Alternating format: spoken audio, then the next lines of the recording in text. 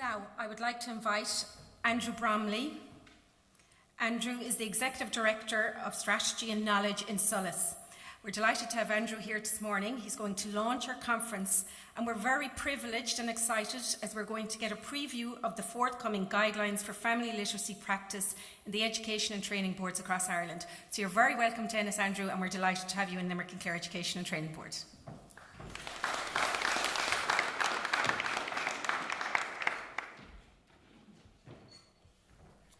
Thanks very much, Trina, and thanks to all of you for coming along today. I'm delighted to be speaking at such an important conference.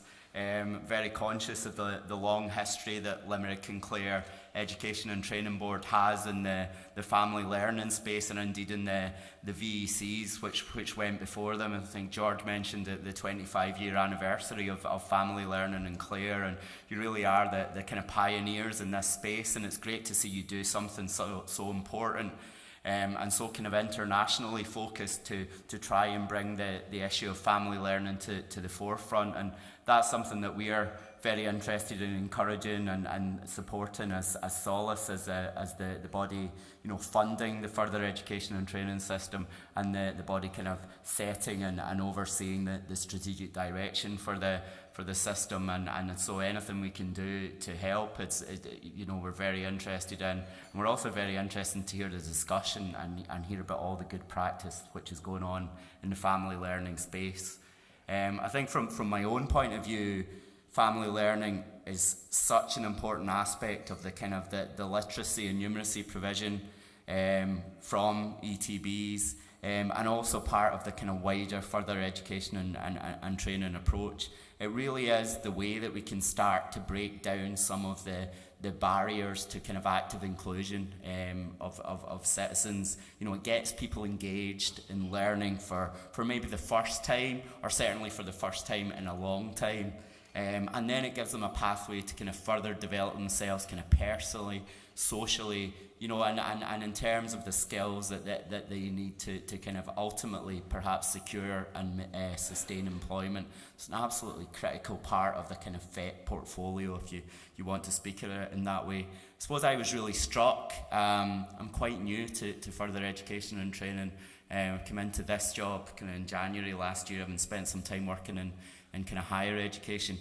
But one thing that struck me when we did a kind of round of the education and training boards last summer to establish strategic performance agreements, which are effectively kind of many further education and training strategies, was just how important family learning was to the kind of the strategies of ETBs to engage with a wider base of learners. There were really compelling examples which were cited to us of exciting family learning initiatives that really got people in the door.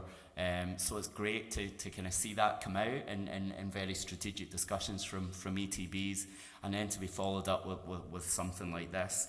And I think it's very telling, and I'll talk about what we're trying to do around the development of kind of best practice guidelines in the active inclusion space in a moment. But I think it's really striking that one of the areas that we've chosen to support best practice guidelines in one of the kind of initial projects is around kind of family literacy and family learning, because we do think it's something critical to future development.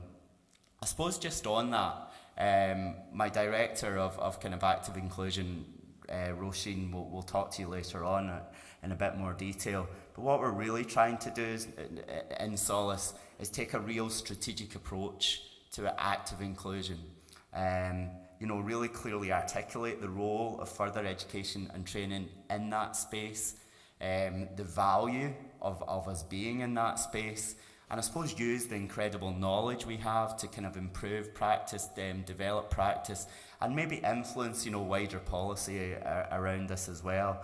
So that's what we're trying to do, and it's part of a wider strategic approach by SOLAS, by our partners in the ETBs and beyond, and NALA and other stakeholders, to really kind of look at what's great out there and try and develop, support and guidance to kind of further develop good practice in areas like family learning. I mean, I think the one thing we want to stress is that education and training boards are autonomous bodies. It's up to them to identify what the local needs are and to develop appropriate responses to those local needs. There's incredible good practice, and I'm sure we'll hear a lot about it today across the ETBs.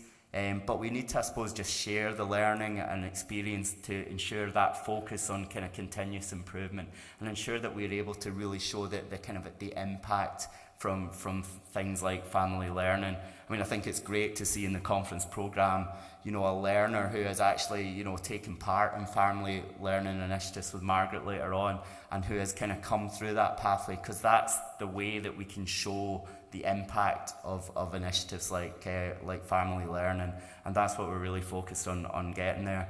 So this is part of a kind of suite of guidelines that we are supporting the development of, you know, to really help, you know, mainstream and develop good practice. So you might have seen last year there was good practice guidelines and a toolkit developed on initial assessment of literacy and numeracy. There's an ongoing work to look at universal design for learning, you know, approaches to ESOL and how we support English language provision across education and training boards. There's one on numeracy provision in the pipeline as well. And this one on kind of family literacy and family learning, you know, is a critical part of that. And as I say, it's a real sign of our commitment that it's one of the first ones we've chosen to bring forward. You know, I say the focus is very much on harnessing best practice in ETBs. Ennis is going to talk about the work that they've done in a few moments. But essentially, NALA were commissioned to undertake research on behalf of the sector to ensure that guidelines are reflective of everyday practice in ETBs. There's no point in coming up with kind of ideological guidelines that don't actually reflect the reality of the situation on the ground. And so NALA have done a really interesting piece of work which is emerging and which they'll talk about in terms of, you know, what's going on in the ETBs and what are the examples of good practice. I think they really reveal the extent of the expertise in family literacy practice which is currently across ETBs. And I think they also demonstrate, you know, the commitment of us, the commitment of ETBI, the commitment of the ETBs themselves, and of NALA to the kind of wider adult literacy and numeracy strategy. I think the advent of that was a major step forward, and I think we are seeing real progress across a number of areas as part of that. And that was all reflected in a strategic dialogue process that we had with education and training boards last year. The idea behind this strategic dialogue process, and I say it sounds very grand, and the strategic performance agreements which were produced also kind of, you know, maybe give an impression of it's all about kind of accountability and, you know, and funding, but actually it's about much more than that. It's about trying to understand the unique characteristics and the unique situation that every education and training board faces, and develop a unique ETB strategy for further education and training that reflects that. Within each of the strategic performance agreements, there's a really strong focus on active inclusion, and there's a strong focus on family learning and family literacy, I would say, as part of almost every kind of ETB strategy in that space. You know, we have targeted goals that reflect the local needs, you know, set in agreement between ETBs and SOLAS. And I think it's really given us a foundation for a real strategic partnership to kind of improve provision for the learner and to really kind of move the sector forward to the next stage. So what are the guidelines designed to achieve? I think first of all, we hope that they stand as a real practical toolkit to influence good practice. And in that regard, they had to be evidence-based, they had to be research-driven, they had to access kind of external assistance and external support, you know, to bring a wider perspective. And for that, we're very grateful for the work that NALA are doing in that space. You know, they have to be for use in education and training boards by family literacy practitioners. They're not for people like me sitting in offices trying to come up with strategies or looking at funding and stuff. They should be of value to the practitioners on the ground, working with families to try and, you know, build approaches which will get them to engage with learning and get them onto that kind of pathway within further education and training. And, you know, it's intended to be the result of excellent collaborative partnerships with a learner-centred approach. I was talking to a number of people just before I came into the conference today, and I suppose there was a worry that, you know, perhaps family learning is getting lost in all of the wider talk about literacy and numeracy provision, about active inclusion, about ETB strategies. As I said, I don't get that impression. I get the impression from all education and training boards that they're very serious about this space.